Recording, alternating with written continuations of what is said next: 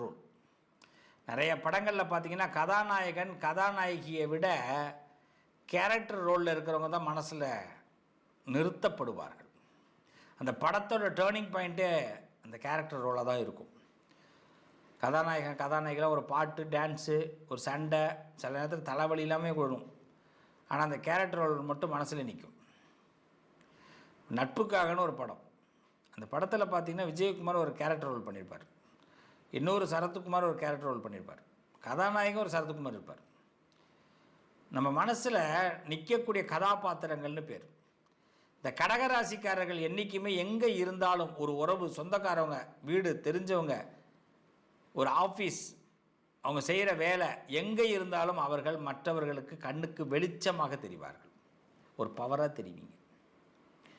கடகத்தோடைய பெரிய பலமே அதுதான். உங்கள் கேரக்டர் மனசில் பதியும்.